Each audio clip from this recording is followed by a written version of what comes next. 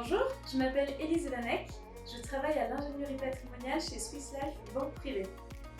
La loi de finances pour 2018 a prévu pour la plupart des revenus de placement une imposition au prélèvement forfaitaire unique, c'est-à-dire PFU, au taux global de 30%.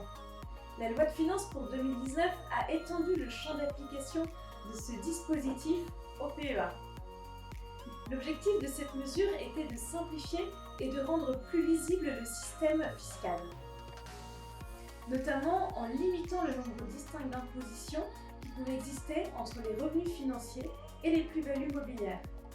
Alors, outre cet objectif, ce changement a surtout permis à de nombreux contribuables de voir leur taux marginal d'imposition pour les revenus de placement considérablement diminuer. En faisant le bilan, on se rend compte que les chefs d'entreprise l'ont bien compris et à juste titre.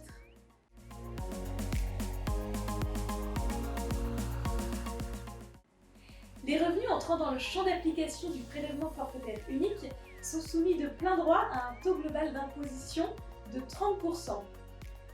Ce taux correspond à deux prélèvements, l'un au titre de l'impôt sur le revenu au taux de 12,8%, l'autre au titre des prélèvements sociaux au taux de 17,2%.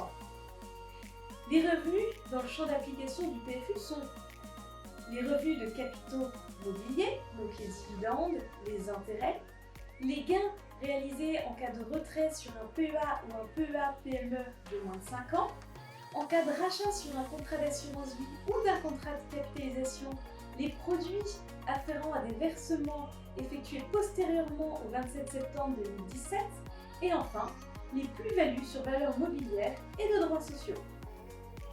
Cette imposition au prélèvement forfaitaire unique est de plein droit, mais le contribuable a la possibilité d'opter pour une imposition au barème progressif de l'impôt sur le revenu.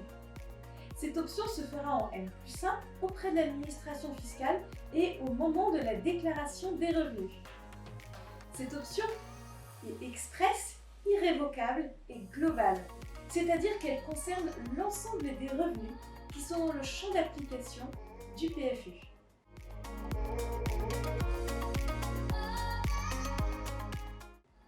Les chefs d'entreprise ont profité de la mise en place du PFU pour effectuer des distributions de dividendes plus importantes. D'ailleurs, le comité d'évaluation des réformes de la fiscalité du capital mentionne dans son premier rapport qui est sorti début octobre 2019 qu'en 2018, on a eu une hausse de distribution de dividendes de 24%. Et pour cause, depuis 2013 et avant la mise en place du PFU, les dividendes étaient soumis au barème progressif de l'impôt sur le revenu après un abattement de 40%. Si on prend l'exemple d'un chef d'entreprise avec une tranche marginale d'imposition à 45%, on arrive à un taux moyen d'imposition des dividendes en comptant les prélèvements sociaux et l'impôt sur le revenu à 44,2%. Compte tenu de ce taux, de nombreux chefs d'entreprise avaient consciencieusement privilégié la mise en réserve de leurs résultats. La mise en place du PFU leur a permis d'effectuer des distributions de dividendes plus importantes et donc de sortir des liquidités non nécessaires à l'activité de leur société. Vous qui me regardez, si vous êtes chef d'entreprise et que vous avez des liquidités non nécessaires à l'activité de votre société, n'hésitez plus, effectuez des distributions de dividendes.